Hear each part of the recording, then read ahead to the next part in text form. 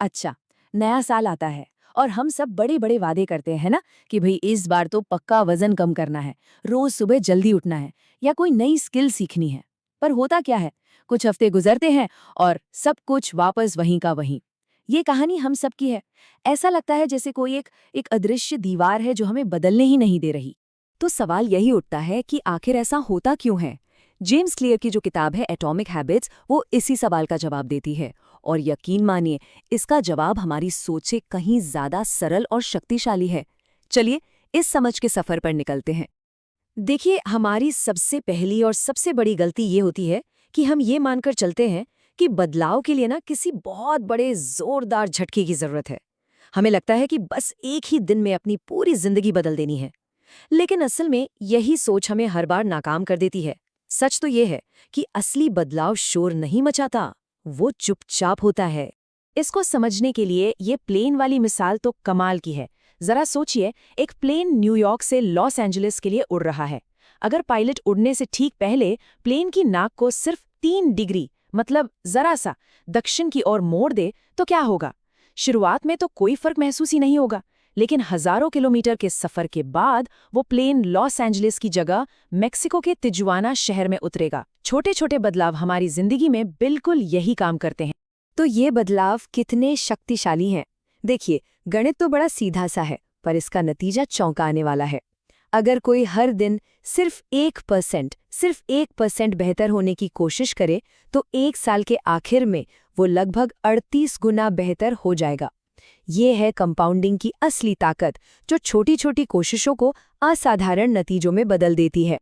और यही इस पूरी किताब का सार है। सफलता कोई एक रात में होने वाला चमत्कार नहीं है, बिल्कुल नहीं। ये उन अनगिनत छोटे छोटे सही फैसलों और आदतों का नतीजा है जिन्हें हम रोज बिना भूले दोहराते हैं। असली लड़ाई बड़ी नहीं है, बल्कि रोज की छोटी छोटी जीतों की है। तो यहीं से सोच में पहला बड़ा बदलाव आता है। हमें अपने लक्ष्यों से हटकर अपने सिस्टम पर ध्यान देना होगा। अब सवाल ये उठता है कि लक्ष्य और सिस्टम में क्या फर्क है। चलिए समझते हैं। तो देखिए, लक्ष्य यानी वो मंजिल जहां पहुंचना है, जैसे मैराथन जीतना, ठीक है। लेकिन सिस्टम सिस्टम वो रास्ता है, वो प्रोसेस है जिस पर हम रोज चलते हैं, जैसे हर हफ्ते दौड़ने का एक शेड्यूल बनाना। अब प्रॉब्लम क्या है? प्रॉब्लम यह है कि जैसे ही लक्ष्य पूरा हुआ, मोटिवेशन खत्म, है ना। लेकिन एक अच्छा सिस्टम वो हमें लगातार आगे बढ़ाता रहता है। मंजिल मिले या ना मिले, कोई फर्क नहीं पड़ता। कमाल की बात तो ये है कि जीतने वालों और हारने वालों के लक्ष्य तो एक ही होते हैं, फर्क तो उनके सिस्टम का होता है। और अब आते हैं सबसे गहरी और सबसे असरदार बात पर। बदलाव का सबसे शक्तिशाली तरीका है अपनी पहचान को बदलना। ज्यादातर लोग ये तय करते हैं कि उन्हें क्या हासिल करना है, लेकिन असली सवाल ये है कि वो कौन बनना चाहते हैं। इसका मतलब है सोच को बदलना। मुझे वजन कम करना है, इसकी जगह ये सोचना कि मैं एक सेहतमंद इंसान हूँ। मुझे एक किताब लिखनी है, इसकी जगह ये सोचना कि मैं एक लेखक हूँ। जब कोई आदत हमारी पहचान का ही हिस्सा बन जाती है ना, तो उसे निभाने के लिए खुद को मजबूर नहीं करना पड़ता। हम बस वही करते हैं जो हम हैं। तो चलिए, अब आदतों के इंजन को जरा खोल कर देखते हैं। हर आदत, चाहे वो अच्छी हो या बुरी, एक 4 स्टेप के लूप पर चलती है। इसे कहते हैं हैबिट लूप। ये 4 कदम हैं: संकेत, लालसा, प्रतिक्रिया और इनाम। संकेत यानी कोई ट्रिगर, जैसे फोन पर नोटिफिकेशन आना। इससे पैदा होती है लालसा, मतलब उस नोटिफिकेशन को देखने की इच्छा। फिर आती है प्रतिक्रिया, यानी फोन उठाकर ऐप खोलना।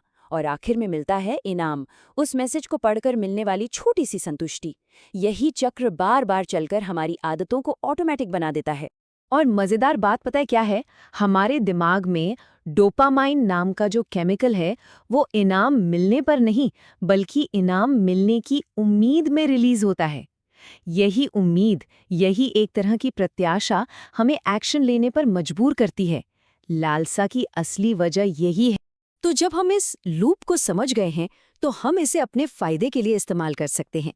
इसके लिए जेम्स क्लियर 4 आसान से नियम बताते हैं, जो अच्छी आदतें बनाने और बुरी आदतों से छुटकारा पाने का एक प्रैक्टिकल फॉर्मूला है। ये 4 नियम, समझ लीजिए, इस पूरी किताब का एक्शन प्लान है। एक अच्छी आदत बनाने के लिए उसे साफ साफ दिखाओ, उसे आकर्षक बनाओ, उसे आसान बनाओ और उसे संतोषजनक बनाओ। और किसी बुरी आदत को तोड़ना है तो बस इसका ठीक उल्टा कर दो। उसे नजरों से ओझल कर दो, अनाकर्षक बनाओ, मुश्किल बनाओ और असंतोषजनक बनाओ। इन नियमों का एक बहुत बड़ा सबक ये है कि हमारी इच्छा शक्ति से कहीं ज्यादा ताकतवर हमारा माहौल होता है। अगर हम अपने माहौल को ही अपनी आदतों के हिसाब से डिजाइन कर लें तो हमें विल पावर की जरूरत ही नहीं पड़ेगी, बदलाव अपने आप होने लगेगा। चलिए इन चारों नियमों को एक उदाहरण से समझते हैं। मान लीजिए कोई रोज वर्कआउट करने की आदत डालना चाहता है लेकिन कर नहीं पा रहा। तो पहला नियम, इसे स्पष्ट बनाएं। रात को ही अपने वर्कआउट के कपड़े सामने रख दें। दूसरा, आकर्षक बनाएं। तय कर लें कि वर्कआउट करते समय अपना पसंदीदा गाना या पॉडकास्ट सुनेंगे। तीसरा, आसान बनाएं। 1 घंटे के वर्कआउट का मत सोचिए, बस 2 मिनट के लिए स्ट्रेचिंग से शुरू कीजिए। और चौथा, संतोषजनक बनाएं। हर बार वर्कआउट के बाद कैलेंडर पर एक बड़ा सा क्रॉस लगा दें। ये छोटी सी जीत आपको कल फिर से आने के लिए प्रेरित करेगी। तो पूरा खेल इस एक लाइन में छिपा है। अच्छी आदतों के रास्ते को एकदम आसान और चिकना बना दो और बुरी आदतों के रास्ते में जितने हो सकें स्पीड ब्रेकर लगा दो। जंक फूड खाना छोड़ना है तो उसे घर में रखना ही बंद कर दो, सिंपल। लेकिन एक बात याद रखनी बहुत जरूरी है, जब हम शुरू करते हैं ना तो नतीजे तुरंत नहीं दिखते।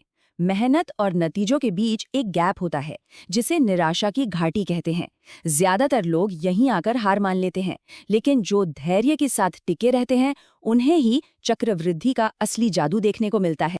और हाँ, टिके रहने के लिए ना एक गोल्डन रूल है, नेवर मिस ट्वाइस। मतलब कभी भी लगातार 2 दिन मिस नहीं करना है। सोचिए, एक दिन वर्कआउट छूट गया, चलो कोई बात नहीं, हो जाता है, वो एक भूल है। लेकिन अगर दूसरा दिन भी छूट गया तो समझ लीजिए ये एक नई बुरी आदत की शुरुआत है। तो बस कुछ भी हो जाए, अगले दिन पटरी पर वापस आना ही आना है। अंत में हर आदत को दोहराने की वजह एक ही होती है, सफल महसूस करना।